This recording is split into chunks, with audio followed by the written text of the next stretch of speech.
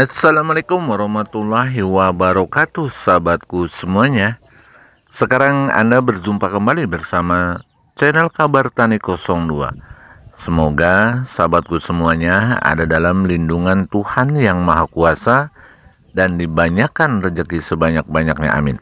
Kali ini saya akan berbagi kepada sahabat petani semuanya, dan bahwa tanaman ini adalah setelah menggunakan racikan daripada pestisida organik atau pestisida nabati, hanya dicampur dengan salah satu nutrisi, dan bahwa tanaman ini adalah waktu pengaplikasiannya adalah di usia 35 hari. Sekarang sudah usia 38 hari.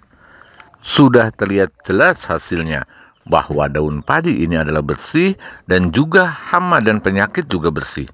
Dan cara kita membuat racikan dan plus buatan pabrik, dari segi pembiayaan untuk budidaya tanaman padi ini sangat irit menurut saya. Jadi itu pun kita harus disesuaikan dengan spek cara pembuatan pestisida nabati, bahwa pestisida nabati ini adalah bisa dijadikan fungsinya ada sebagian untuk menanggulangi masalah hama, dan juga ada sebagian juga untuk bisa mempercepat pertumbuhan daripada tanaman padi itu sendiri.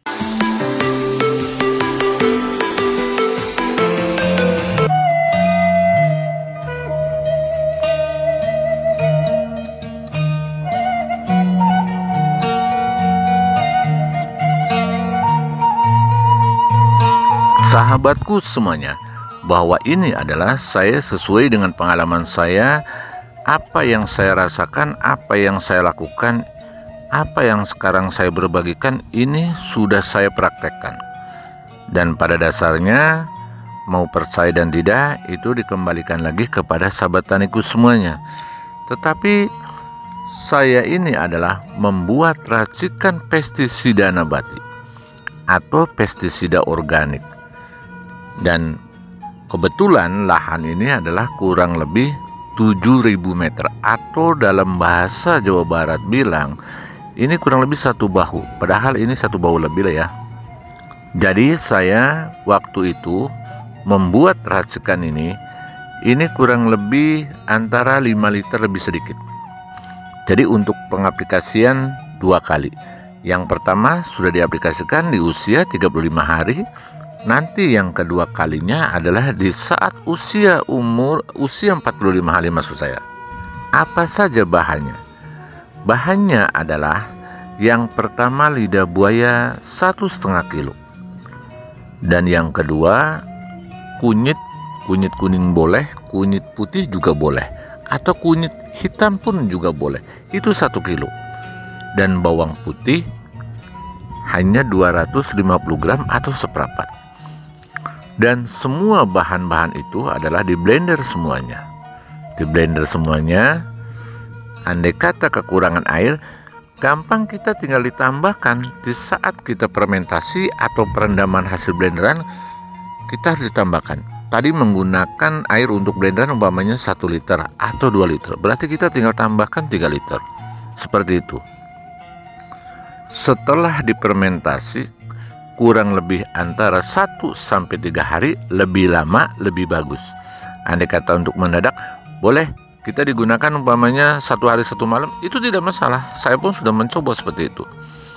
Nah, setelah difermentasi, istilah bahasa para petani, lalu disaring. Dan disaring di dalam ember, lalu diaduklah dengan ditambah 2 sendok semacam mecin atau MSG. Apa saja mecinnya, semacam miwon atau sasa, nggak masalah. Dan setelah itu diaduk sampai rata dan dimasukkan ke dalam jerigen dan siap untuk diaplikasikan kepada tanaman kita. Dan berapa dosisnya? Dosisnya ini adalah minimal kita 200 cc, atau biasa yang disebut umum adalah 1 gelas air mineral, atau 250 cc pun tidak masalah. Dan nanti saat pengaplikasian di lahan kita bisa saja ditambah semacam gandasil daun kalau masih bisa membutuhkan kehijauan daun. Nah, saya kebetulan menggunakan gandasil daun. Ini dosisnya adalah 1 sendok. Jadi saya cukup di dalam ember itu dalam pengaplikasian pestisida nabati 1 gelas air mineral ditambah 1 sendok. Nah, itu tidak usah banyak, hanya cukup 1 sendok saja. Diaduk sampai merata lalu dimasukkan ke dalam tangki.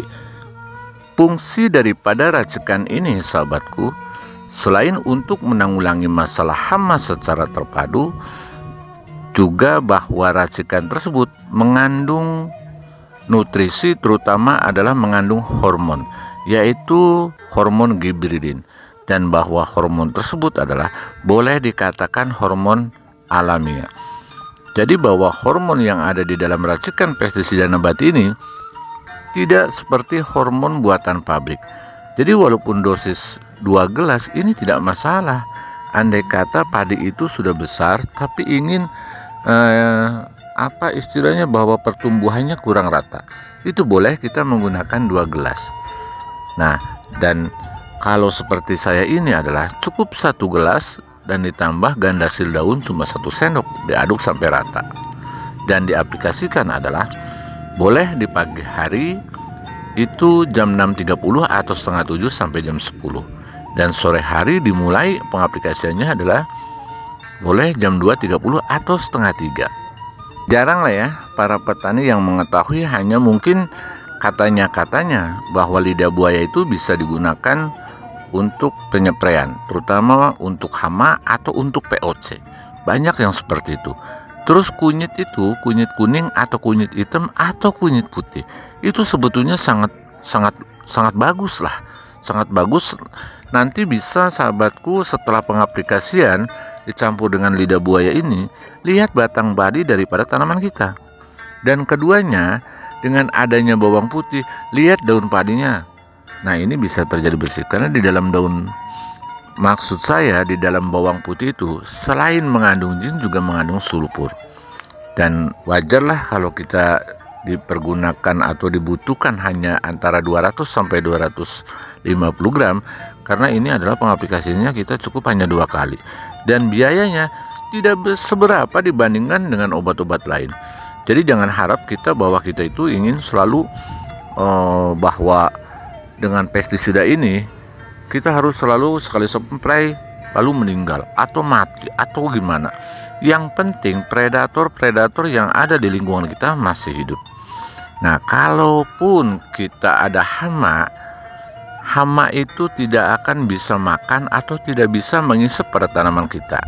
Mereka itu akan berpuasa setelah menikmati daripada pestisida nabati kita.